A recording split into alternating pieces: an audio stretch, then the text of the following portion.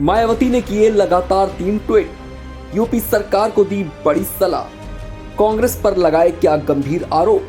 BSP supremo Mayawati ने बुधवार को एक के बाद एक 3 ट्वीट किए, जिनमें उन्होंने अपनी सरकार के करवाए गए कामों को गिनवाते हुए उत्तर प्रदेश में देशी और विदेशी इन्वेस्टमेंट को लेकर मौजूदा बीजेपी सरकार यानी कि सीएम योगी आदित्यनाथ को एक बड़ी सलाह दे डाली। तो वहीं दूसरी तरफ उन्होंने समाजवादी पार्टी को जमकर घेरा और उसके बाद उन्होंने कांग्रेस, जो कि उनकी सरकार के समय केंद्र की सत्ता पर काबिज थी, उस पर विकास कार्यों में सहयोग न करने का गंभीर आरोप लगाया है। जी हाँ, चलिए अब सबसे पहले आपको बताते हैं कि बीएसपी सुप्रीमो ने बीजेपी सरकार को क्या एडवाइस दी है। उन्होंने कहा कि यूपी में देसी व विदेशी इन्वेस्टमेंट के लिए सरकार को लगातार प्रयास करते रहना चाहिए, यानी कि उन्होंने सीएम योगी से सीधे तौर पर कहा है कि वो इन्वेस्टर्स को आकर्षित करने के लिए लगातार काम करते रहें। लेकिन आगे उन्होंने ये भी कहा कि ये केवल खेती भूमि अधिग्रहण तथा चुनावी स्वार्थ तक ही सीमित नहीं होना चाहिए। यूपी जैसे अति गरीबों के पिछड़े प्रदेश में डबल इंजन की सरकार में वैसी ही तेजी लोगों को दिखाई भी पड़नी चाहिए। आगे कहा कि उनकी सरकार में गरीबों के लिए कई योजनाएं लाई गई, लोगों को रोजगार दिए गए। हमारी सरकार में रोजगार और बुनियादी सुविधाओं वाले पक्के मकान लाखों परिवारों को दिए गए। ये वो तमाम चीजें थी जो उन्होंने अपनी सरकार के वक्त की गिनवाई।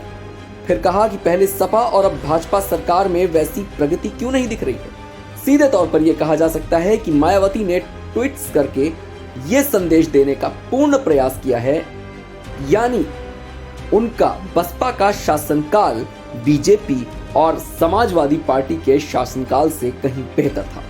वो यही नहीं रुकी, इसके बाद उन्होंने उस कांग्रेस सरकार को निशाने पर ले लिया जो उनके मुख्यमंत्री काल में केंद्र की सत्ता पर काबिज थी। उस पार्टी पर हमला बोलते हुए बहन जी ने कहा कि उनके शासनकाल में यमुना एक्सप्रेसवे के साथ साथ उन्हीं की सरकार में गंगा एक्सप्रेसवे और जेवर एयरपोर्ट, जो फिलहाल अभी बन रहा है, उसका निर्माण भी उसी वक्त हो गया होता।